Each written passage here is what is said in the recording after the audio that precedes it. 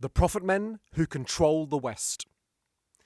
You cannot make sense of the decline of the West unless you understand the people who control it, and more specifically, what they believe in. Clarity is power. It focuses the mind. It can inspire concrete and effective action. Unfortunately, however, when it comes to this subject, clarity is one thing many lack.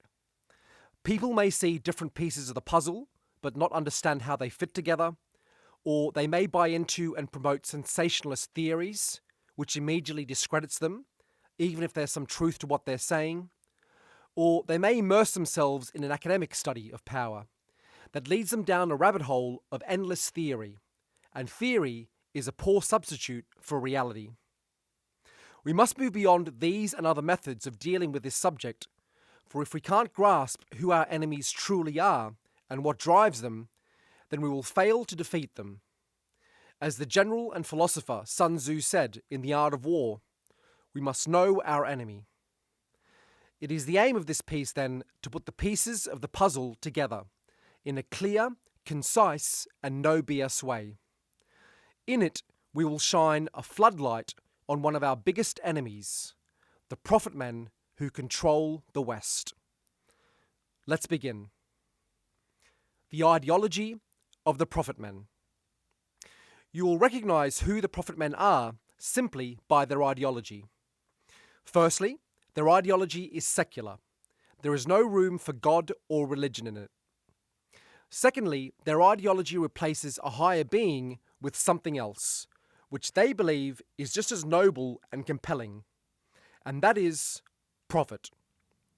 The profit men worship at the altar of profit.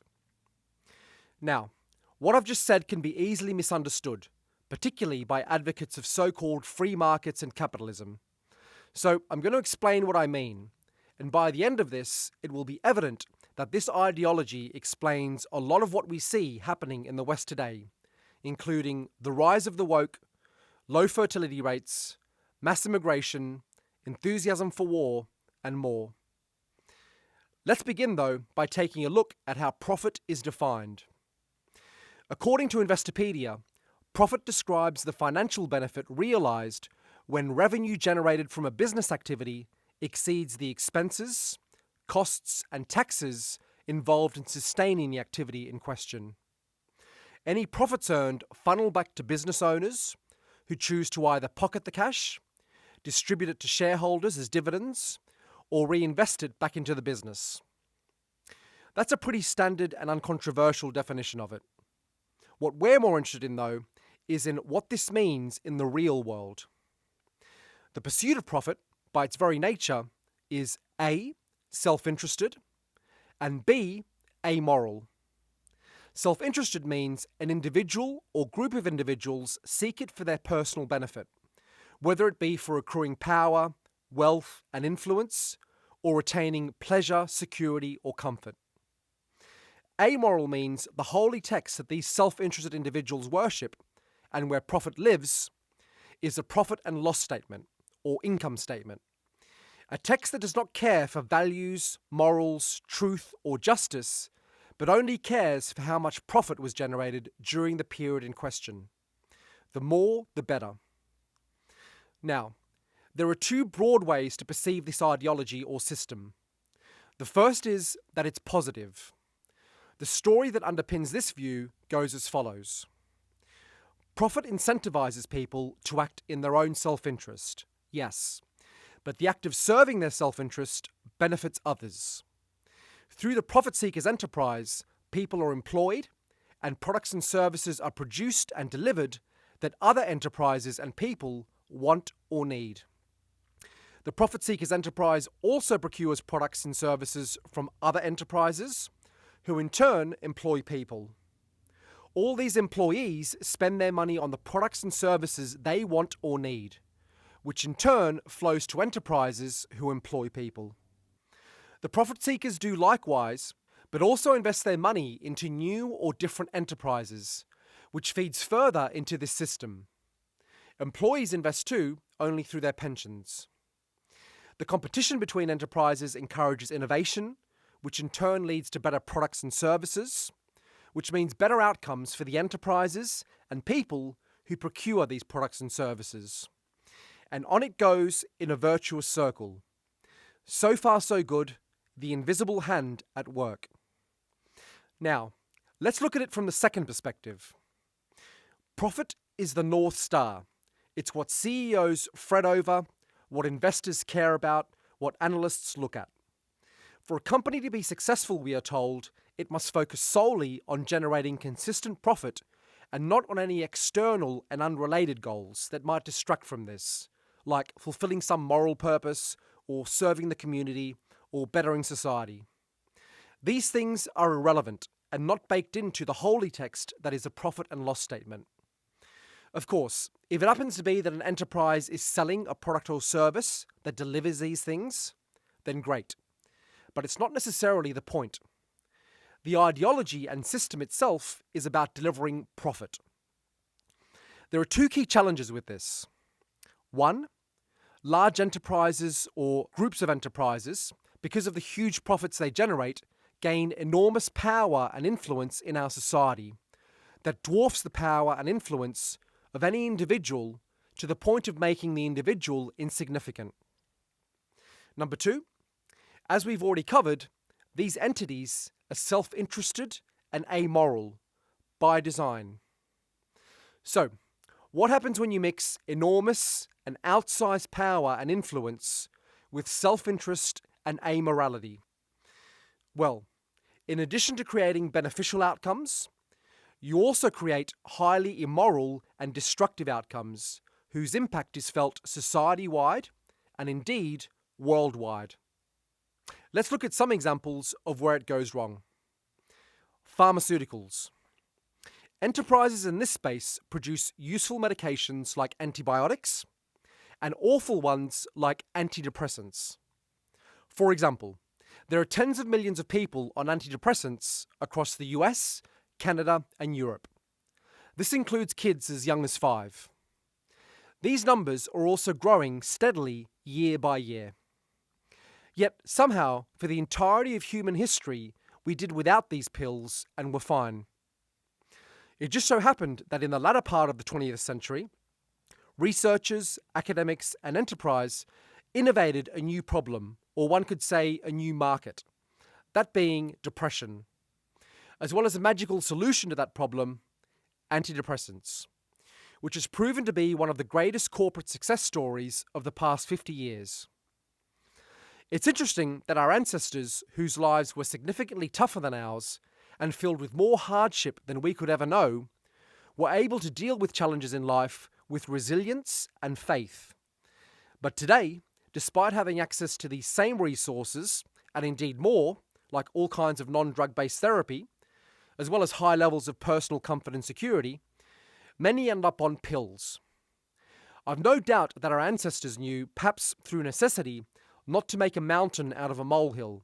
Like, if you feel bad about something, it doesn't mean your next step is permanent depression. But many today act as if it is. This isn't helped by the incentives pharmaceutical companies operate under. Do you think they want to reduce the number of people on antidepressants? Of course not. Their primary goal is profit. The more people taking these, the better. Not only more people, but ideally making these people lifetime customers. Repeat business is the holy grail of business. So, what would you do if you wanted to grow sales and thus profits? You'd convince more people they have depression, perhaps lower the bar for a diagnosis, partner with medical professionals to shift more of your product, sponsor research that favors your proposition, maybe even upsell existing customers with pills for other supposed ailments. And indeed, all of this and more we see happening. Are pharmaceutical enterprises doing something wrong? No, they are doing what they're designed to do. They are doing a great job. Kudos to them. But their private profit comes at a high cost of creating an increasingly weak and sick people and society. As an aside, we see in real time today how they have built up and are continuing to build up the market for the vax that supposedly protects against our favourite number 19 virus. Let's look at another example. Oil. Families today are being squeezed when it comes to the cost of living, and fuel prices have contributed to the problem. Of course, it's beyond the control of the oil companies, and they're sharing the burden too in these difficult economic times. They may not be making as much profit as usual, but at least they're staying afloat. Hang on a minute. That's not what's happening. Whilst everyone is being squeezed, these companies are recording their highest profits in decades, and for many, highest of all time. Interesting that, but again, they're doing nothing wrong. Their holy text states that their goal is to make profit as much as possible, so they're staying true to their purpose. Of course people are struggling, but the extra money is better in the pocket of oil companies than in the pocket of ordinary citizens. How much more are they pocketing? Here are some figures from 2022. ExxonMobil's third quarter profits were $19.7 billion, a record. Chevron's second quarter profits were $11.62 billion, a record. Shell's second quarter profits were $11.5 billion, a record. And it's much the same story with the other major oil companies. It seems that as their private profit increases, public pain increases. But who said we were all in this together? Let's look at another example. Food. It's ironic that in the most prosperous period in human history, our food is the worst in human history. Ironic too that we have the highest incidence of lifestyle diseases in history, of which the food we eat is a major contributor. Do you think enterprises in the food space are prioritizing our health? Or do you think they're prioritizing profit? You already know the answer. And if you don't, then walk into any supermarket or convenience store, pick up a random food item, and read the list of ingredients on the glossy packaging. Tell me if the myriad of artificial ingredients are primarily there for your benefit or for the food company's benefit. How food companies today grow, prepare, and process food is based first and foremost on the profit and loss statement. Their aim is to make food as fast and as cheaply as possible, to make the food look good, smell good, taste good, last longer, and if possible, to get you hooked on the food. Their aim is not for the food to be good. Actually making it good would run contrary to the goal of making the most profit. The outcome is that in the West, we are woefully unhealthy. Lifestyle diseases like heart disease, preventable cancer, stroke, lung disease, and liver disease are prevalent. Does this matter to food and beverage companies? No. It's not their job to think about health and well-being. Their job is to make profit, and they do it very well. Let's take a look at another example. Pornography. This product, although in theory appearing harmless, is actually quite harmful. In an age where the family is under attack, society is being feminized, and fertility rates are low, porn only makes things worse. Firstly, it gives single guys an easy way out, dampening the motivation to find a partner or to improve themselves in order to increase their chances of finding a partner. For those in a relationship or marriage, it can get in the way of intimate relations with their partner.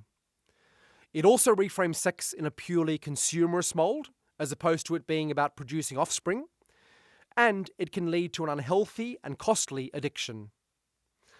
For enterprises in this space, this all means profit. Lots of it. Every guy who chooses porn over seeking a real-life partner equals profit. Every guy who chooses porn over their existing partner equals profit. Every guy who sees sex as a product to be bought equals profit. Every addict equals profit. When so many things are eroding manhood in society, this is just one more thing to add to the list. Yes, men willingly watch it, but it's for the same reason people indulge in sugary foods. We're genetically programmed to do so. In the case of sex, it's to pass on our genes. In the case of sugar, it's to survive in conditions where food is scarce. In the modern consumerist world, however, man's natural instincts backfire and can be exploited by profit seekers like those in the porn industry. Let's take a look at one final example, because, as you're probably sensing, this list could go on indefinitely otherwise. Financial institutions.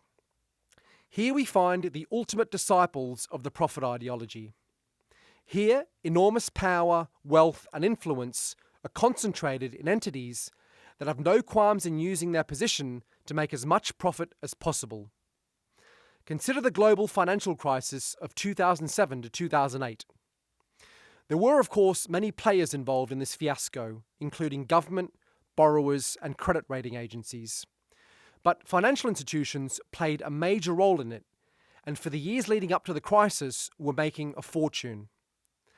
They did this by engaging in weak or fraudulent lending practices, over-leveraging themselves, creating and selling complex and murky financial products like mortgage-backed securities and credit default swaps, and chasing high returns. Whilst they undertook these high-risk but very lucrative activities, the risks they posed to the economy and society if things went wrong were of no concern to them. Their focus was on quarterly profits and bonuses. Most of us know how that turned out. They made their profits, and when things turned bad, we, the taxpayers, ended up bailing them out. Not only that, millions of people lost their jobs, businesses, and homes. So, this is a snapshot of the profit system and profit men at work. Profit comes first, nothing comes second. And these are examples of profit men who adhere to the law, because to do otherwise would jeopardize their ongoing profits. But there are many instances where breaking the law is more profitable, and it's in these cases where we get an even better glimpse at the hearts and souls of profit men. Think about drug cartels, human traffickers, the mafia, fraud and scam operators, organ harvesters, and the list goes on. To you, they are evil people, but they don't see themselves that way. They see themselves as business people, as entrepreneurs. They see a lucrative market, they see the opportunity to make large profits, and they operate on the principle of the profit and loss statement. They don't take into account the human or societal toll or what's moral or right. They focus on profit. If a drug cartel tortures and executes innocent people who oppose them, or who happen to get in their way, or does likewise to those working for competitors, it's justified because they subscribe to an ideology that is self-interested and amoral. So what if these people suffer and die? It's just business. As for their end customers, if they die after consuming their product, or if they ruin their lives or wreck the lives of others around them because of it, that's neither here nor there. The profit men will just find other customers to profit from. Whether legal or illegal then, it should hopefully be clear that making profit your god and nothing else can lead to good results because people are creative, innovative and smart and can come up with useful solutions to make a buck, but also can lead to terrible results because there is no inbuilt moral compass in this ideology/system, and because the laws, in many situations, are not sufficient, i.e. they do not impose moral directives on profit men or their entities. But all this is just the tip of the iceberg. To understand how pernicious these profit men and their ideology can be, let's now look at how they have led us to many of the things we oppose, like the rise of the woke, multiculturalism, mass immigration, low fertility rates, the breakdown of families, and the feeling many people today have that their governments serve transnational interests that run contrary to their own. Overcoming barriers to profit. We've explored how the pursuit of profit is self-interested and amoral. But there are other properties it possesses too. Namely, it is expansionary and seeks to control power. Expansionary means the profit men and their enterprises must enter more and more areas of our lives and society, because the more they do, the more profit there is to be made.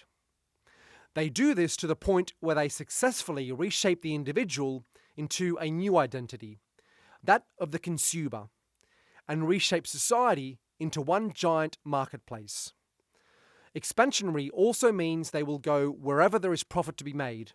The more places, the better. Hence, they have no loyalty to individual nations and a transnationalist or globalist in nature. As for seeking to control power, it means whilst they may not seek to actually run society, for that is a messy and dirty job, and moreover would expose the power behind the throne, they do seek to control major power centres in society, of which the most prominent is government. In doing so, they neutralise, as far as is reasonably possible, any threats to their expansionary pursuit of profit, and more than that, ensure that society is run in a way that serves their interests. This doesn't mean it always works out for them, but it works good enough. So, how does this tie into the problems we see in society today? Well, let's take a look. Firstly, do you find it curious that profit men, whose ideology is amoral, have embraced and promoted the woke, whose ideology is highly moral? A twisted and evil morality, of course. Well, this stems from the expansionary nature of profit. Naturally, when expanding, they're going to encounter obstacles or barriers to their expansion. This could be borders, culture, religion, nationalist movements or leaders, and more. In the woke, they have found a partner that can help to demolish some of these barriers. For example, the profit men see the majority of people as serving two purposes only. One, as workers that help them generate profit, and two, as consumers that purchase their products and services, thus generating them profit. So, naturally, the bigger the population size and the faster it grows, the better. But native Western populations aren't able to keep up with the demands of profit men for ever more workers and consumers. So the profit men need to source them from somewhere, and that somewhere is from non-Western countries, where there's a multitude of people keen or desperate to leave their native homelands. The profit men, of course, partner with governments to ensure the borders remain open and immigration remains high and consistent. But that's not enough. They also need an ideology that justifies this immigration to the native population and shuts down anyone who questions the wisdom of it. Enter the woke, or progressives, or cultural Marxists, or whatever you want to call them, who have sold us on the idea that the West is A, multicultural, and B, that multiculturalism and diversity is our strength. Both of these tenets are false, but question them and the woke will seek to discredit and destroy you. This is a great way for the profit men to enforce their own ideology, which demands high immigration, without getting their hands dirty. Or consider women in the workforce. The profit men have embraced the concept of turning the remaining 50% of the adult population into full-time worker bees. The woke have helped them by pushing the victim narrative that women are oppressed by men, that anything a man can do, a woman can and should do, and that it's disempowering to women if they can't act like men in business suits or uniforms and work 10 to 16 hours a day. This all comes at the expense of fertility, because women who prioritise their career tend to have few or no children, or else raise their children poorly. Serving the profit system and getting fancy titles and a paycheck becomes equally or even more important than bringing the next generation into existence. Even apart from that, in helping individuals reach their final form, that of the consumer, the profit men create a people who value convenience, comfort, and self and instant gratification above all else. These values do not lend themselves to people having as many children, because raising children, as any parent knows, delivers the opposite of these things. So, when faced with the choice between the consumer lifestyle and having kids, an increasing number choose the former. None of this is a problem, though, because any gaps in population can be plugged easily with endless immigration. But there's more. The consumer's traits start to impact relationships and marriages too. The consumer, who expects their whims and desires to be met perfectly and instantly, is more prone to enter a relationship too quick or exit it too quick. There's less patience or resilience for the inevitable ups and downs, particularly when you have so many options out there, just like online shopping. Or consider religion, traditions, or political systems that say the individual is not a consumer, but a citizen, or fellow countryman, or community member, or has a duty to a higher collective purpose or power. This presents not just competition to the profit men and their system, where everyone is viewed through the prism of worker and consumer, but it also poses the biggest threat to it. Today's profit men, above all else, fear nationalist movements and leaders who put their country, culture, and people first. So they seek to demonize and discredit them. Again, through the help of the woke, who do the work of making such people out to be evil and revolting bigots and psychopaths. But also through the help of the media, which the profit men conveniently own and the woke run. Even the so-called conservative media is beholden to the profit men, and still believe the profit system is the best thing for society, despite it working 24/7 to undermine the supposed conservative or traditional values they claim to hold. This is either willful or naive ignorance on their part, or just a sign that they are bereft of ideas and lack an answer to the problem.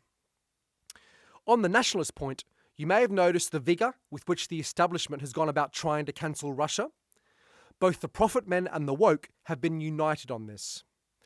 My personal view is that the situation is complicated, and whilst Ukraine isn't part of the West, and likely never will be, I think Russia had as much right to invade them as the UK would have to invade its former colony, Australia.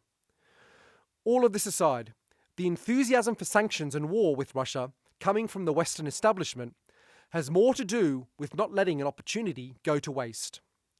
Putin is a nationalist, and he's anti-woke. The West would love it if he could be replaced with a globalist.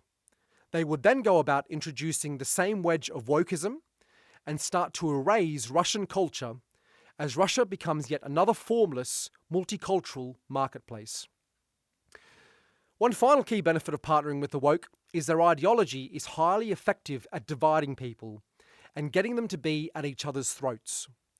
And when people are viciously fighting amongst themselves, they miss what's really going on, which is that their culture and nations are being demolished in the name of profit. This is textbook divide and conquer. But what do the woke get out of all this? Power and influence, and the chance to further their own agenda. It's important to note that the profit men and the woke aren't natural allies, they're frenemies. They're only using each other to beat a common enemy, us. The profit men's mistake is that their amorality and greed has led them to partner with literal or figurative demons who have horrifying aims for society which will probably end the profit system anyway. The wokest mistake is they think the profit men actually give a shit about their insane beliefs, when all they care about is making money at any cost, and will ditch the woke the moment they believe it hinders their cause.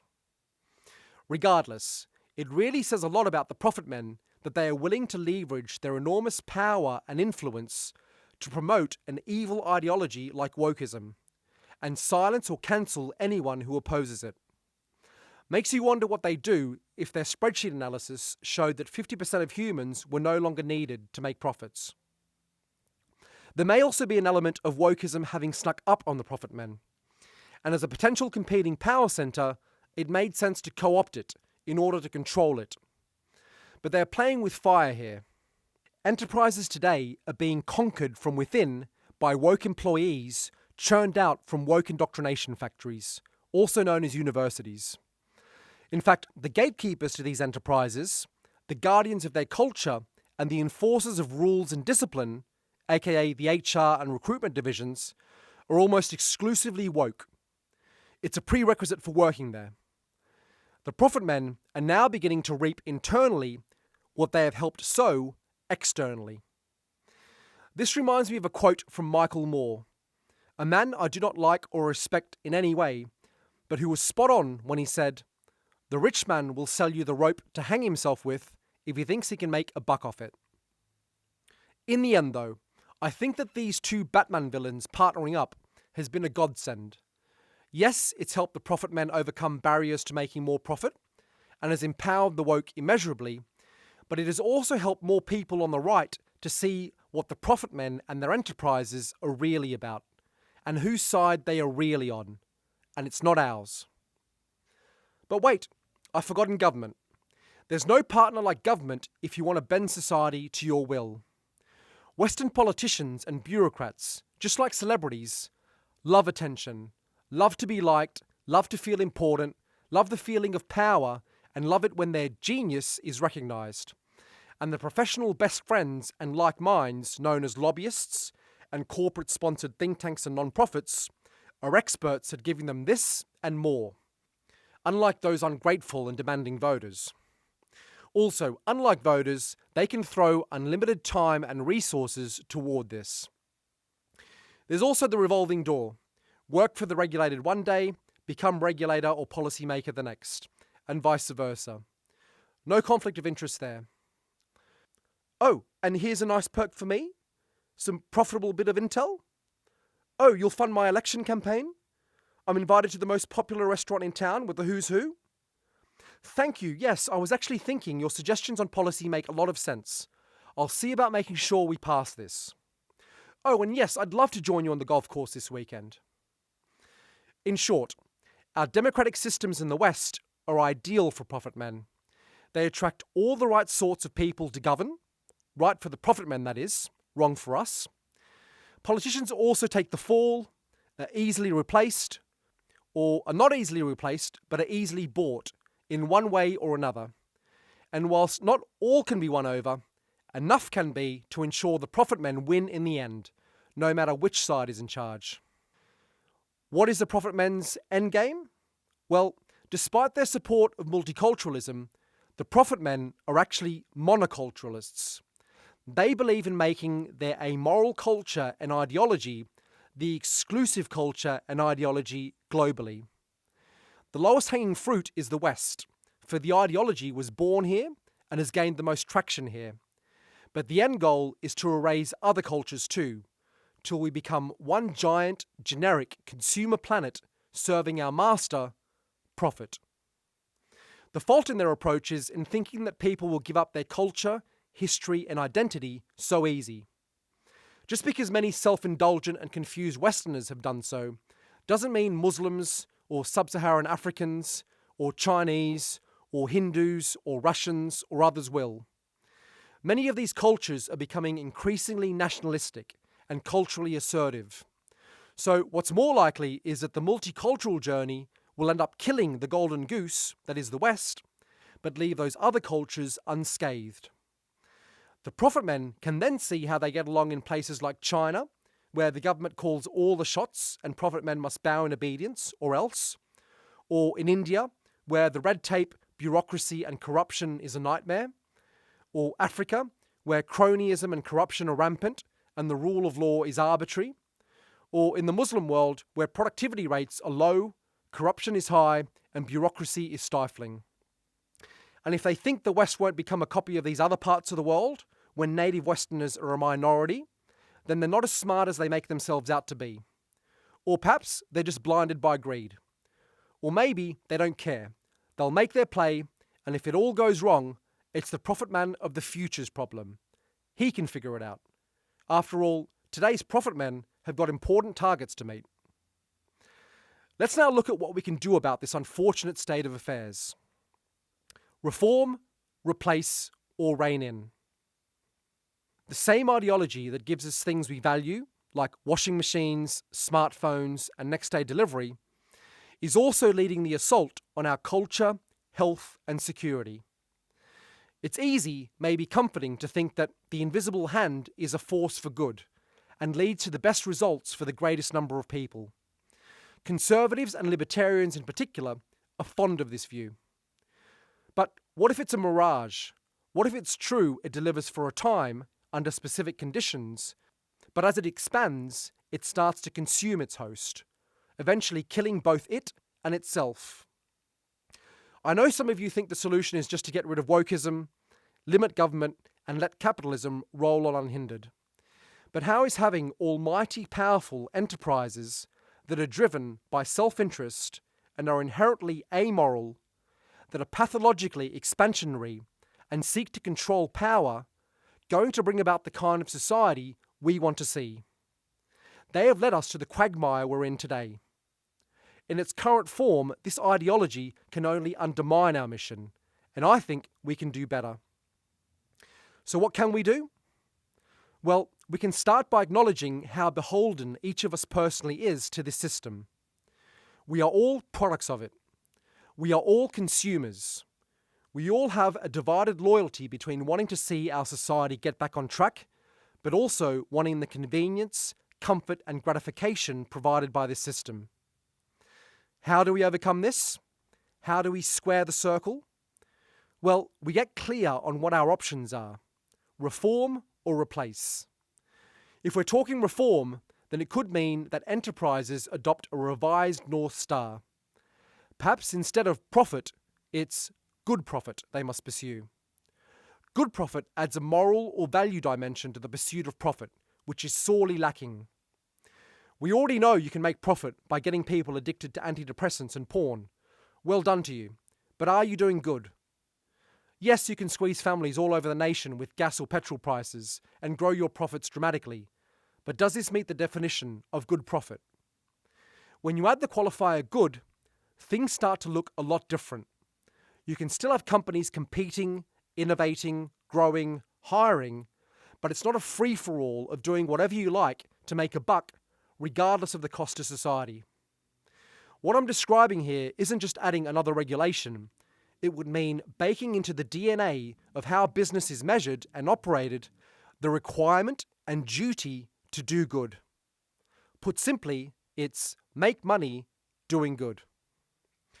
What about replacing the system?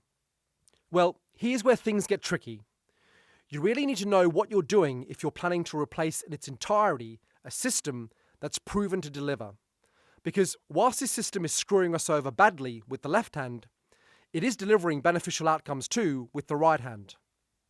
The communists tried the replace strategy, and what they instituted was a disaster, making things much worse for everyone. Of course, they also had the entirely wrong motivations of wanting to make everyone equal, of eliminating hierarchy, of centrally planning everything, etc., which goes against nature and common sense. But what could replacing it look like today?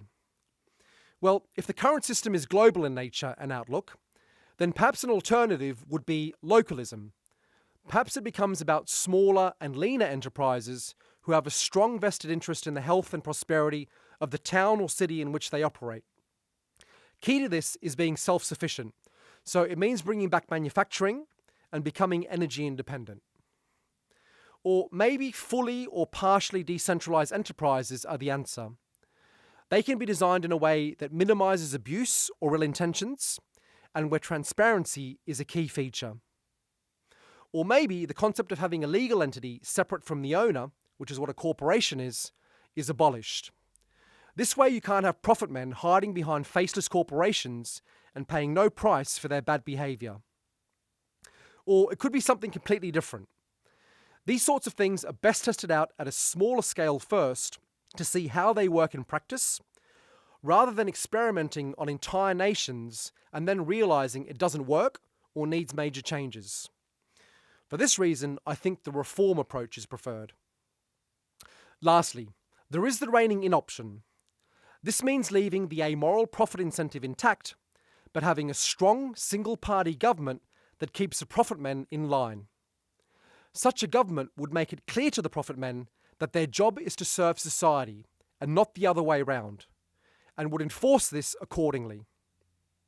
If you want to see real-life instances of profit men being subservient to the will of the state, China and Russia are good examples. Both nations also happen to be extremely nationalistic, brooking zero tolerance toward wokeism. We're Westerners, of course. We have our own way of doing things, but that's just to show that the template is there. Democracy. To be clear, none of these options are going to happen under democracy. The profit men benefit from this political system, and they're not going to willingly relinquish their power and control over it, certainly not whilst they're ahead.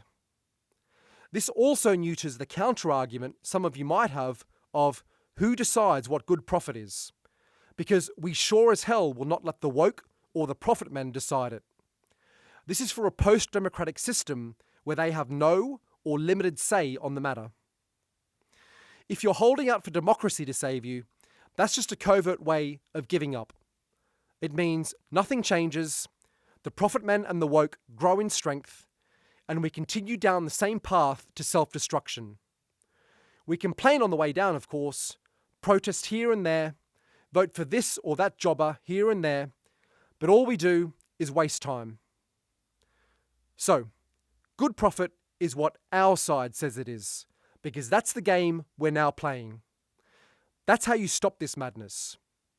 You don't work day and night shedding blood, sweat, and tears to make sure we have a future worth living in, and then say to your enemies, right, how about you take over for a bit?